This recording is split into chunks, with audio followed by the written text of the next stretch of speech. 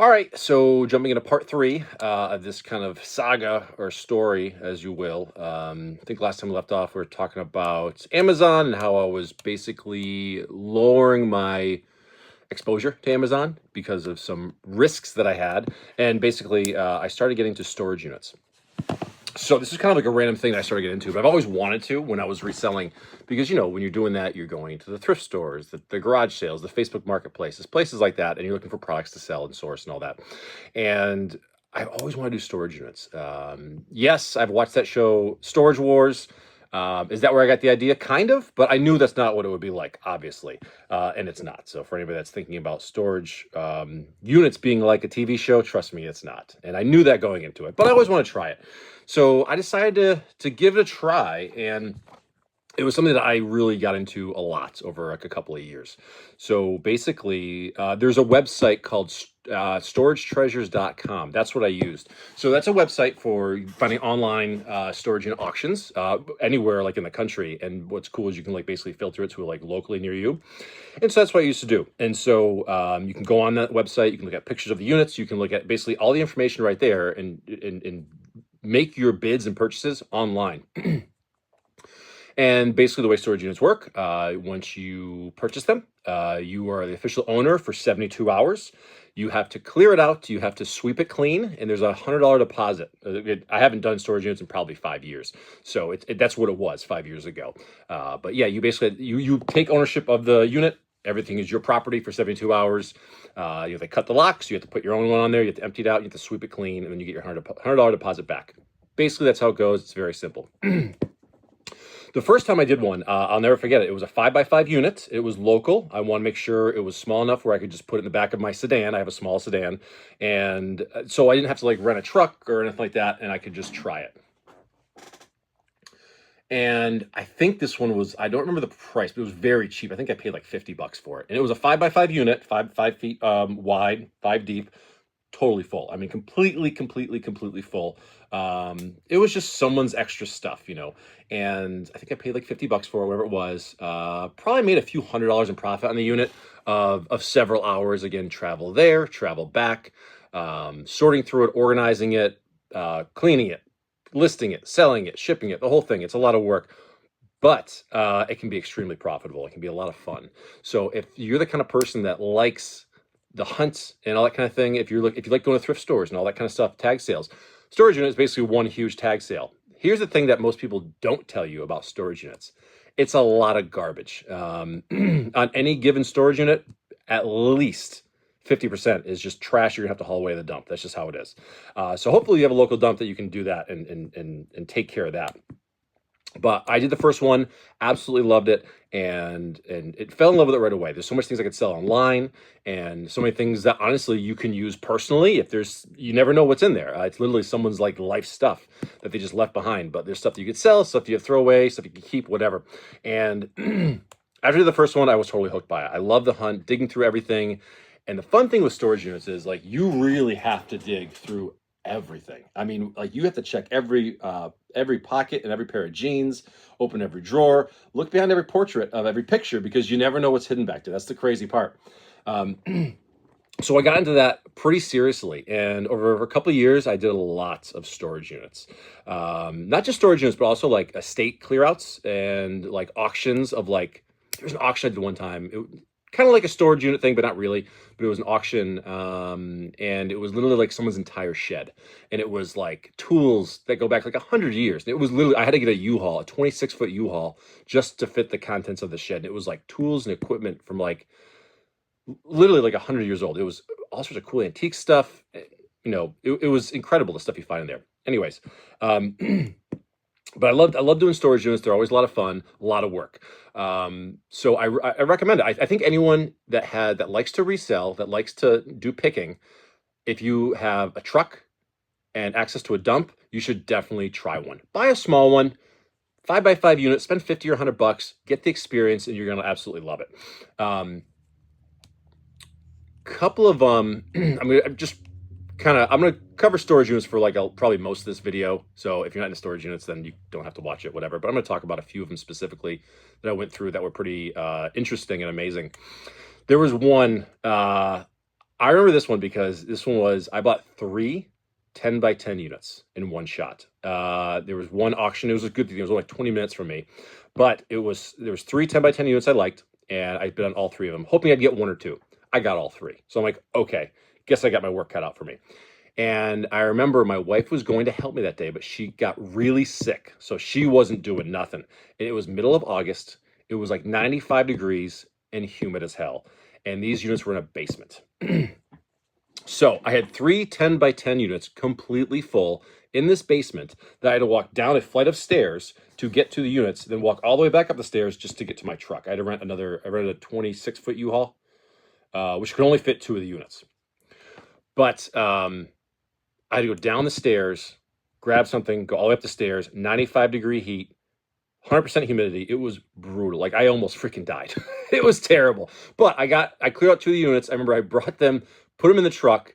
Took me like half a day. It was all by myself, and drove it home. And then what was funny is I had some people over who were just visiting at my house, and I pull up the U-Haul. Of course, everyone's curious. Everyone wants to know what's in there. So I was like dying. I'm like dehydrated. I'm ready to like throw up and pass out. I was so just beat up. And of course, I was just gonna, like, honestly, my thought was to the other unit, I was just gonna leave there, lose my deposit. I didn't care because I only could fit two in there. I'd have to go back the next day for the other one. So I remember I was convinced, I'm like, I'm not getting the other one, whatever. I'll lose my $100 deposit. I don't care. I'll deal with this. And so we spent the night literally emptying out this 26-foot truck into my driveway, going through everything. It was like five of us. It actually ended up being a lot of fun. But everyone was just curious. There was like five of us, and everyone was just curious of what's in there. So like, let's just go through it. So we spent our night doing that. And it was really, I'm sure from like my neighbors were like, what the hell is going on in their driveway? Because there's just shit everywhere. It was just a goddamn mess. I remember there was a lot of clothes. I remember it was, no, this is a different unit. This one was cool because it wasn't very expensive. I got the units really cheap. So like I said, I had three of them. I remember going through that stuff. This is why I say you have to check everything with a storage unit. One of the units, I was picking up a pair of jeans, and you could feel something was in the pocket. And so I was like, reach in there. It was like a $10 bill or $20 bill, whatever it was. There was money in there. I'm like, oh, no shit, that's awesome. And so this entire unit, I went through every pair of pants, and every pair of jeans had cash in the pocket. Sometimes it was $2, sometimes it was $20. I forget the exact amount. It was years ago, like 6 years ago. But I know for a fact that the cash found in those pockets was enough to pay for all three units and the U-Haul. So the cash right there, I covered everything. Everything else was just profit. Everything else was just gravy on top. It was awesome. Wasn't the most stellar of units, but when you have that situation where you literally get back everything you paid for in cash immediately, you're so much better. I think that's the reason, honestly, why I went back for the next day, even though I was really hurting, was because it was paid for. So I was like, why lose the money? Like, I'll just suck it up. It's only one unit. I can deal with it. And it wasn't as hot the next day, so I was okay. And I made it all work out. So you can have those situations like that and get your money back literally just in cash. It happens all the time. Again, there's a bunch of things to sell online and a bunch of other things that were valuable but weren't worth selling online, which I'll get to that part in just a minute. The other cool unit I want to talk about, this was my favorite one, I think, because it was a 10 by 20 unit. So 10 feet wide, 20 feet deep. That's a big unit. Like and it was full, like to the brim. It was absolutely full. Again, I think I rented another 26-foot U-Haul, which I didn't have a pickup truck, and it would take me 10 trips anyways with a pickup truck. So renting the U-Haul, I think only costs like, I had to drive maybe like this one, maybe like 15 miles each way.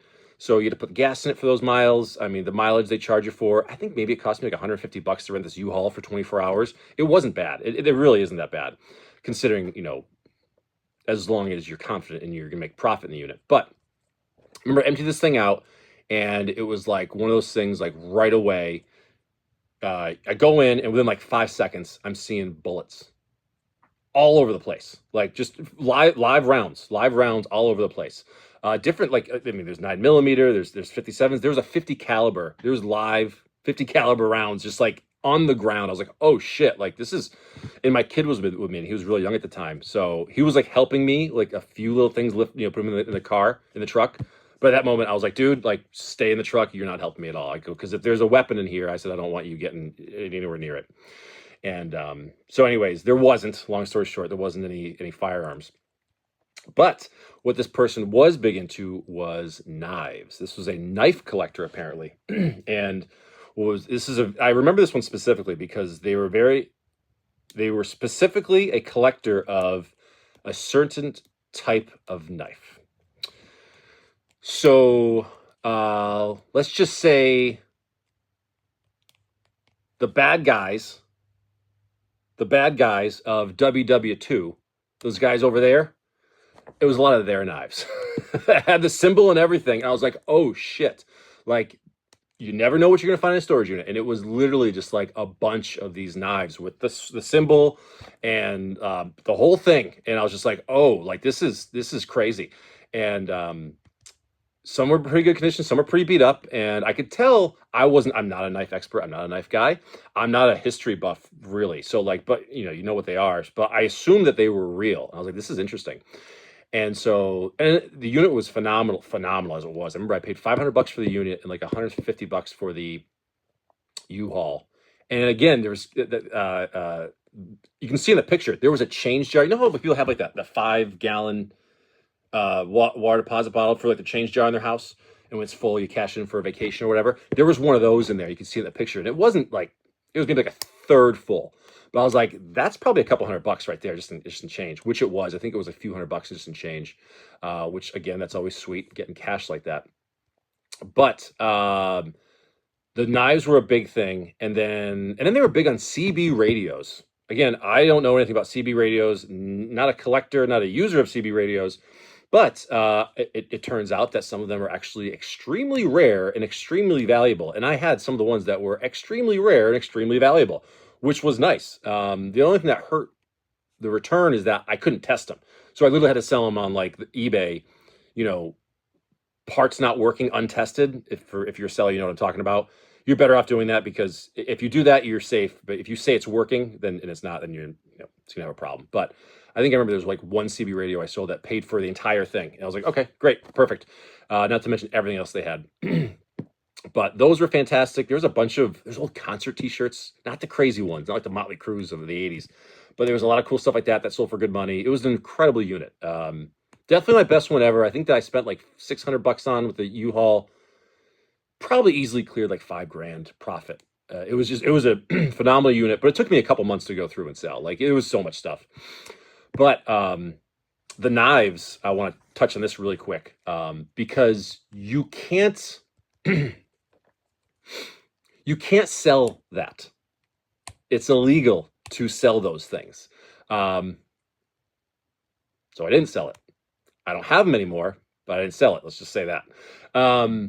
But luckily, I knew somebody that knows a guy that could authenticate it. And it was authenticated. They were authenticated. And because I didn't have an avenue to sell this, because you literally can't sell those things. It's literally, I'm pretty sure it's illegal. But they're not in my possession anymore. Let's just say that. But they were very nice knives. And so and it was funny because it was kind of one of those, it was a major piece of like history. And it was like, kind of like, that'd be kind of a cool thing it's a piece of history, but at the same time, it's like, I don't know if I want to have that in my house. I don't. So either way, those are gone. But the next part about this that I really wanted to get into was when you're a reseller. So when you're a reseller, your job is to buy something and then sell it for more. It's that simple. And so when you have a situation like, okay, let's say you go to a garage sale and you buy, and there's a Super Nintendo there with 2 controllers and the power cores and Super Mario World. Pretty standard. You're probably going to sell that just the way it is. It's one thing, right? Pretty straightforward. Now let's say you end up with a storage unit, and it's got clothes, it's got knives, it's got furniture, it's got electronics and computers, and literally someone's entire life. Okay. Which actually, that's kind of an important part too, when I go through like Magic collections, I mentioned this before, but like when you go through Magic collections, you're trying to figure out the story of like this collection, what happened, and how it all went down. And when I did storage units, I loved trying to figure out the mystery of what happened with these people's lives, honestly, because for some reason their whole life was packed up in this little room, and they chose, or whatever reason, they didn't come and get it. did they just move away and forget about it because they not afford it anymore? Did they pass away? Are they gone? You know what I mean? Do they not have no family to come get it? Who knows? And so, going through the units, like, again, that's all your property now. So all the bills, all the information, that's all yours to go through. And I would thoroughly try to go through and try to figure out the story as much as I could. And because you never know what happens. You can literally, how many laptops and computers you find and tablets you find in people's storage units, and all their information is just sitting there. Like, if there was some scumbag that wanted to use it, they could.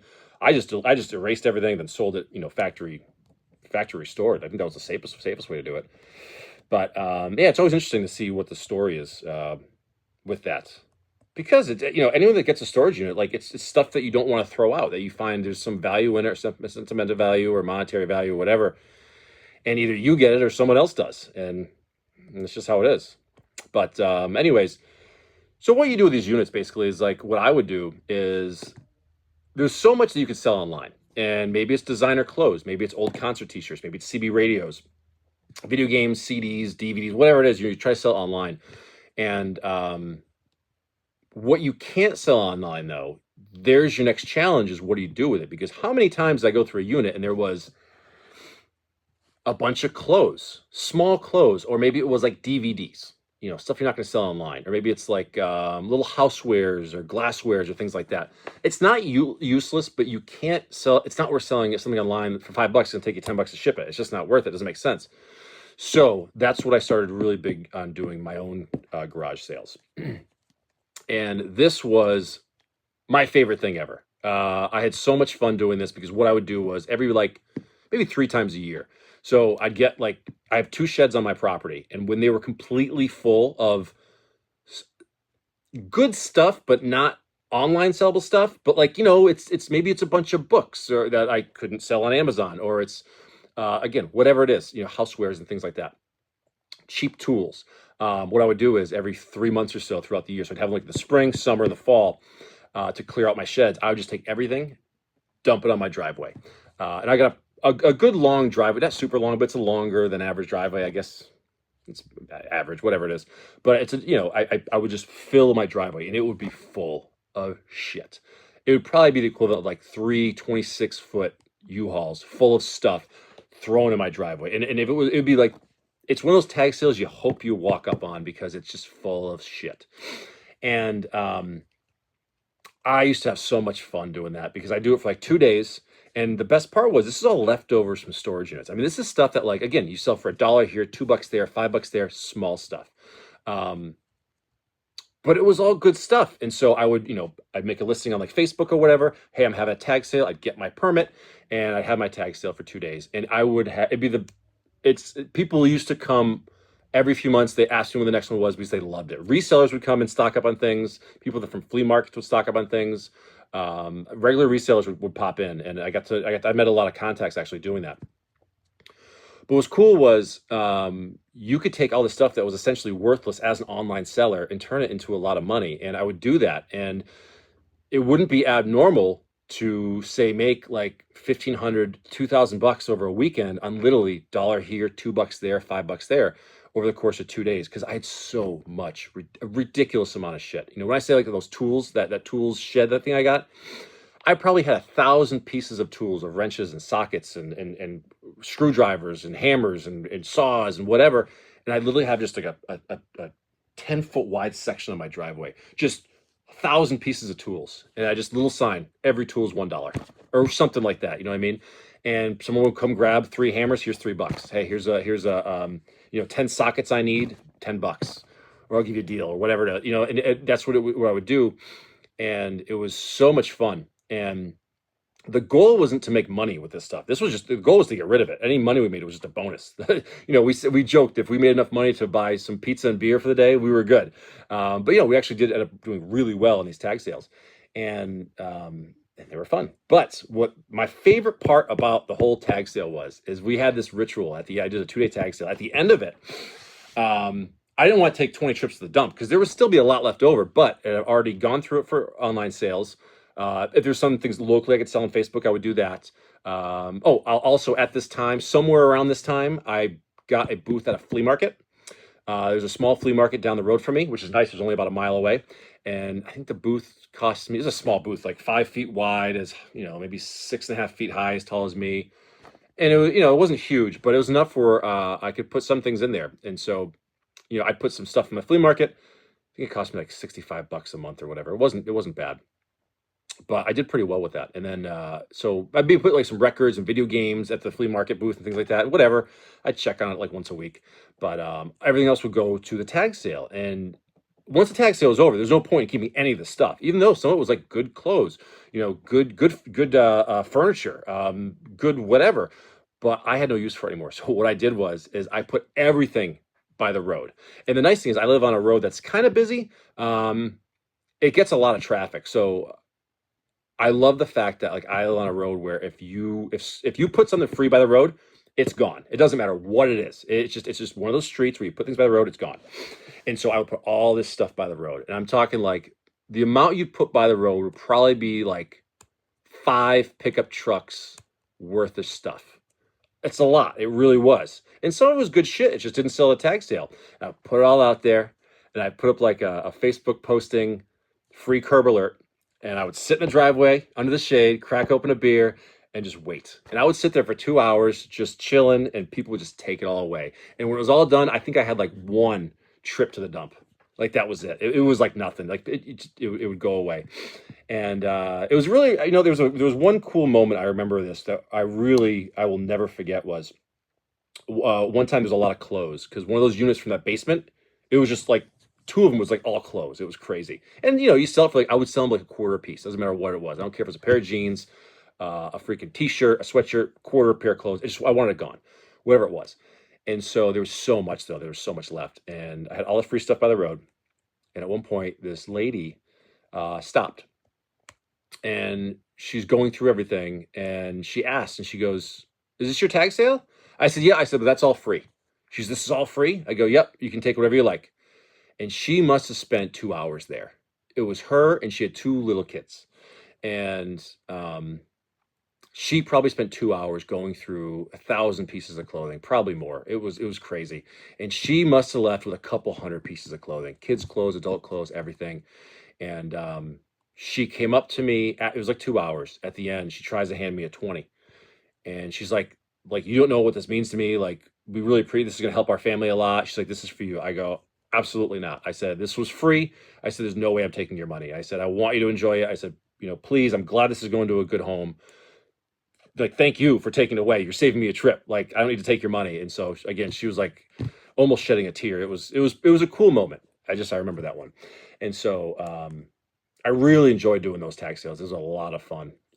Anyways, so but yeah, then like you take that stuff and you bring it to the dump and you're done and you start over again. Your sheds are empty. Then you get your next storage unit. Sell what you can online. You sell some big stuff locally on Facebook if you can, and the rest you put at a tag sale. That's what I would do. And I did that for a few years, and it was a lot of fun. Like the amount of the crazy stuff you'd find, the stories you'd figure out from people's storage units. Again, it's their life that they just packed away. Um, but I met a lot of really cool people doing that. A lot of really good contacts, several good contacts for reselling. As far as like, I met one guy who was, I think at one of the garage sales, I had like 500 record albums. I mean, it was a shitload. The good stuff I'd sold online. I'd sold the Motley Crue, the AC/DC. I sold that stuff online for a good amount of money. But like all that crappy stuff that you see at every tag sale, every thrift store, you know, that's what was the garage sale. And it was just like, I think I put like start like $1 a piece on day one. Day two is like 10 records for $1. Just take them away. And I remember I met a really cool guy, as far as like he was a record collector and seller. And we actually had a good relationship for a while, because we talk about buying and selling things. He'd give me tips, I'd give him tips. Whenever I found some cool stuff, he was a record collector. So like I'd be like, "Hey, you got first dibs, man. Come on over. I got a bunch of cool shit for you." And you'd find those contacts. And it was cool. It was a lot of work. But those are the things that you have to enjoy, like the process of doing it. I think a lot of people shy away from those kind of things because they're not sure what they're going to get into, or maybe don't realize how much work it actually is. Like doing storage reviews, it can be a lot of work. No, it's not like the TV shows. It's not at all like the TV shows. That's 100% a stage. That's not real. It's reality TV. None of that shit is real. But if you're interested in that kind of thing, I highly recommend it because it's a lot of work. It's a lot of fun, but you can find some really cool shit, and you can make a good profit doing it. And if you have the avenue to sell those things. Again, I had online sales. I had a flea market booth. I had a regular. People knew who I was on like my local city's buy sell Facebook group.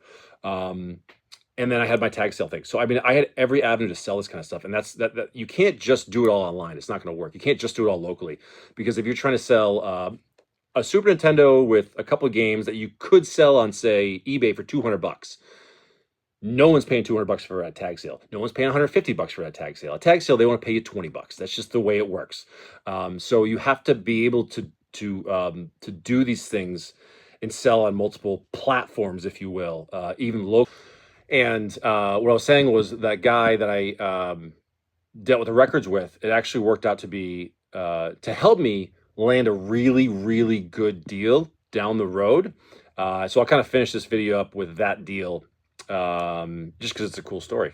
That's what I'm doing, just telling stories. So basically, there was somebody the next state over, about an hour away from me, and I got the lead from this guy that he had, and I'm gonna get this. I'm gonna have this amount wrong, but he had a recording on cassette tape of every single live Grateful Dead show like there ever was. And I'll never forget, the guy wanted $1,200 for it. And I was like, I'm interested enough to go talk to the guy. And so I did. And I went down, met this guy, and he owned like a record shop. That was a cool thing. The guy owned a record shop, some really high-end stuff too. It was really cool.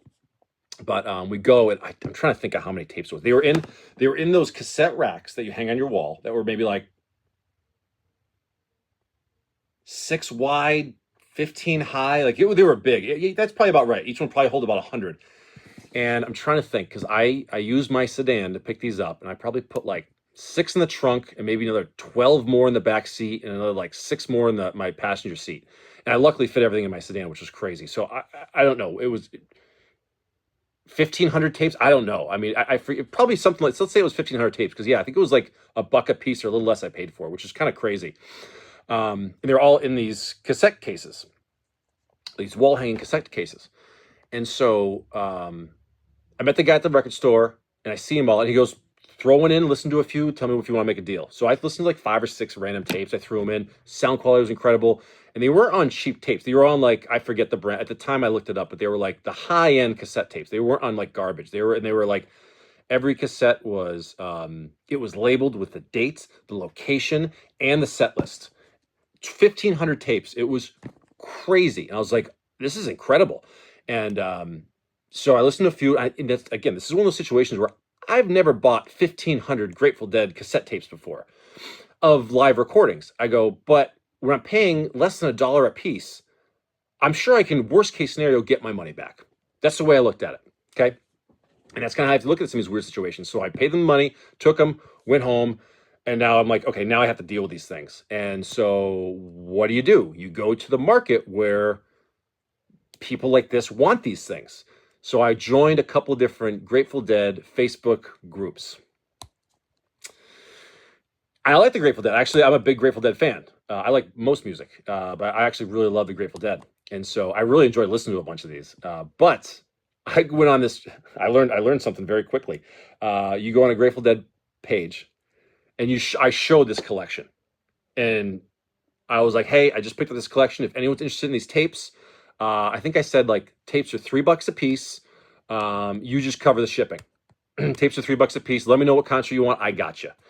And I thought I was doing a good thing by giving it to like this community first. Like, hey, I got this cool thing, and I want to share it with you first, give you the first opportunity. And I had like 2 people right away message me. They're like, hey, do you have whatever year, whatever? I'm like, yes, I do. I go, it's 4 tapes. I go, it'll be $12 plus like $4 shipping. They're like, done. And I made like 2 or 3 people got like, a small set of tapes, like 4 tapes here, 10 tapes there, something like that. And I was like, oh, this is going to work out pretty good. I'm going to make some good money on this. And then within like an hour, I started getting the hate. I didn't realize that the Grateful Dead community extremely frowns upon selling their music. It's more like, hey man, like just share it with the world, man. That's how it is. And I didn't know this. So I pissed off. I really pissed some people off. They really hated me to the point where, like, within an hour after the hate started, I had to delete the post, remove myself from the group. Like, I had to block people. I was like, oh shit, like these people, I was trying to do a nice thing and they really hated me for it. So I go, all right, I got to figure out another avenue. And so I'm looking, and there was a few, like I looked on, what do? You look for comps. So going to eBay. I'm like, all right, like some people have some live recordings. A couple of these tapes are a couple of bucks, whatever. So I said, I got them, I'm out $1,200. And again, that was a lot of money for me at the time to do that. So I was like, I have to move this quick. And whatever return I get, I get. And so, so I found some comps on eBay, like a tape here, tape there. And I go, that's going to take too long. So what I did was I took a picture of the entire rack. What I did first I just took a picture of the entire rack so you can see all the dates and everything. And I was like, all right, like here's what's here. And it was like 100 tapes. And I think I like started it at like same kind of thing, like $300 or best offer with free shipping. Because I realized I could fit all of them into a flat rate box safely, securely, and it worked out good. So I said, okay, I'll be down $20 in shipping. I'll sell it for $300. Fees will be like 45, down another $20 in shipping. I'm still gonna like more than double my money. Like, this is good. And so within like 2 days, I had like 15 or 20, however many it was, listings of these on there, right? And they were getting a lot of attraction right away. So I'm like, all right, this is gonna be good. And I had somebody message me right away. It goes, hey, let me buy everything. He's like, mark it like half off and I'll buy everything. And I was just like, nope, because that would kill like my profit margin. I go, nope. I go, I'm gonna let it run. Let's see what happens. I'm in no rush, but I do want to sell it quick. But so anyways, he bought like 2 lots off me for like the full $300 a piece. I'm like, sweet, package them up. I remember it was from Massachusetts where I am to California, so it was going across the country. And I shipped them over to him, the first 2. And then like a couple days later, after he got him, he bought a couple more. I was like, perfect. So same guy, sent him a couple more. And like one person bought like one random one, but then basically the other guy bought everything. Most of them, half of them sold for like what I was asking for, like the 300. Then he'd make some offers like, hey, how about 200? I'm like, sure. And the last like small handful sold for like that half price, that what he wanted. But overall, I did really well with the lot. I was very happy with it. And the guy got most of the collection. He didn't get the whole thing because someone else got, a lot.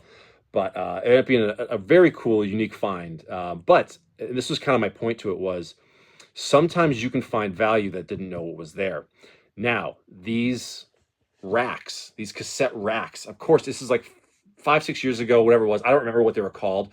But if you're into cassette tapes or cassette tape collecting, and these racks that fit on your wall, these black plastic racks that fit on your wall that hold cassette tapes, whatever the most expensive one is, that's what they were. And there was 15 or 20 or whatever it was, these things.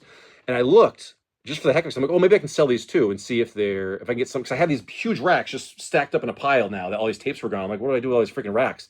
And I happened to look one up and they were going for like $80 a piece on eBay. I'm like, you gotta be shitting me. These racks are $80 a piece, plus the shipping. Like, people were paying like $100 for these racks. And I had 15, 20 of them. And I was like, holy shit. And so I put up, cleaned them up. They were really dusty. So I cleaned them up really good, and put them on there. And I think 15, 20, whatever it was, within a month, I had sold them all. Like, a lot of people bought like 1 or 2 at a time. And those are big. So it was weird packaging, but I made it work. And, but I did the math after the fact. I made a profit on that whole thing on just the racks. So the tapes didn't even come into like that. The tapes, I could have just bought the racks for $1,200. I would have made a profit. But the tapes were more. So whatever I made on that lot, maybe like a few $1,000. But the reason I'm telling that story is because you wouldn't know to look for those things or resell them unless you get stuck with them. And then the big part about reselling is buying things and then trying to sell it for a profit. But with storage units, you're forced to learn. Now, I know those tapes weren't in a storage unit, but this kind of brings me back to that point. When I had those racks, I was forced to learn. Let me look these up. What are these? And I find out what they are. I realize they're valuable, so I can sell them. Storage units is exactly what it is. If you're going to become a reseller and you want to learn, the quickest way to learn is to buy storage units because you are forced to learn about certain things. Maybe you find a laptop in there. You're like, okay, I got to sell this laptop, so I have to get every nickel and dime I can out of this unit to get whatever profit. If you're supporting yourself, this is your income, which it was for me. I have to do that. So you find a laptop. Okay, what model is it? What's you have to look all the specs on the computer, the RAM, the CPU. You need to know everything so that when you sell it, you can get everything you can for it. You can't just list a laptop on eBay, used laptop. That's not the title. Like that's not how that works. Like you need to put like HP laptop with so much of a hard drive, so much. This is the graphics card. This is the video card. Like you need to be very specific if you want to sell it properly. And so you're forced to learn things. And that's why I love storage units so much because I learned, and you can take just like 2 or 3 storage units you could do in like a month, and you can get like a year's worth of education and learning of reselling in just doing that because you're forced to. Maybe there's some weird toys you never saw before, or some books, or whatever, tools, antiques. You're going to have to learn. And that's what I got the most out of storage units was the education because I made a lot of money with it. It was a lot of work and a lot of headaches sometimes, but a lot of education. You learn so much in a short amount of time because you have to. And that goes again, the same theme I've been saying is like, when it comes to any kind of reselling or what I do with magic now, you constantly have to test new things and learn new things and figure out what works and what doesn't work. And there are so many things I found in storage units that became regular staples as a reseller that I would look for and I would find at tag sales, thrift stores that I never would look at before. Maybe it's a certain brand of clothing or a certain brand of shoes or those CB radios. Those CB radios I found that like, worth hundreds and hundreds of dollars, sold as broken. I looked for them, moving forward. Storage units is how I learned about Lionel trains. Lionel trains, the train sets. I learned that from storage units because there was some in there. And I was always at tag sales and flea markets and thrift stores looking for Lionel trains, and I would find them because I knew from that education that I was forced to put on myself. So yeah, I think should just about wrap up the storage unit part. That's about all I want to say about it. Like I said, there's some cool stories I had in my own experience of the many storage units I bought, but the experience of learning. Actually, this is kind of a good place to kind of stop for here because this is the end of the storage unit era for me is right around when I kind of stopped my full-on reselling. It was around the COVID era, 2020. About 5 years ago, 5.5 years ago. And I think we'll stop now because that's where I kind of get into the next part was good old COVID era.